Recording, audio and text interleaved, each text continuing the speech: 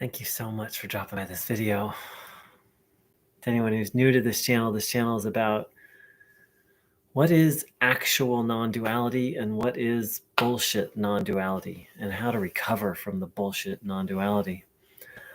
The clarity is just coming more and more. My last video was about how I did all these spiritual practices and got into this really deep, peaceful state, and then how I kind of got attached to it. And it happened again today, where I got into this really peaceful zone, and then I was just flowing through life. And I was just like, what is going on? This is so good. Like, it wasn't like ecstatic, or it wasn't euphoric, but it was just beautiful. And I just was like, wow, this is amazing. I want this every moment. And I was also like, but this can't last. But unconsciously, I kind of started to grasp onto it and become attached to it, which is very easily understandable. And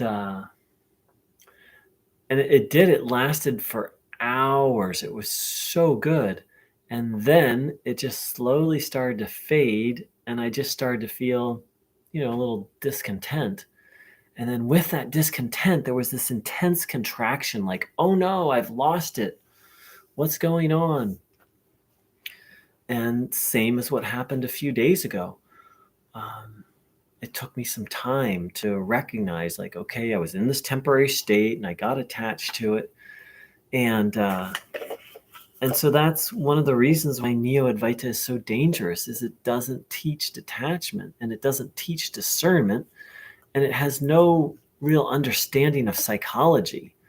That, like, we get attached to things, even like pleasant spiritual states, and then that causes suffering. And then to boot, Neo-Advaita gives the false teaching that, once that state is it, whereas these temporary states are more like a taste of permanent peace. And so that's kind of how I just used to live my whole life. My whole life was kind of this roller coaster of, like, elevated state, crash, elevated state, crash. And of course, the Neo-Advaita teacher I was associating with had no good advice, no real understanding of what was going on and how to help me or anyone else going through this. And the nice thing is these spiritual states I'm experiencing lately, they're not really elevated. They're just very peaceful. So the crash isn't as bad. And now I understand. And now the next time I have one of these states, I'm going to immediately say, like, this is great and it's temporary. Or at least that's my intention. We'll see. Because who wants to think that? When you're in that beautiful state, it's like, oh, this is it. I've found it. I've arrived. And of course, that feeds the crash. And of course, that's delusion, unless you've actually attained liberation, moksha, mukti, which I haven't. So it's a little more of my reflection and my experience, and I'm just seeing how harmful.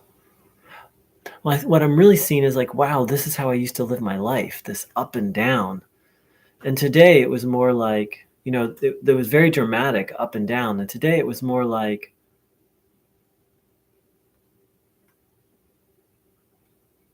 and then once I realized what was going on, then I came to a little bit more of a middle ground. And then with a little effort, got back to a more peaceful, slightly elevated, but I don't know if elevated is the word, just joyfully neutral kind of place. And I just have to say, Theravada Buddhism, traditional Buddhism, is just doing it for me. It's so psychologically based and so just based on training the mind.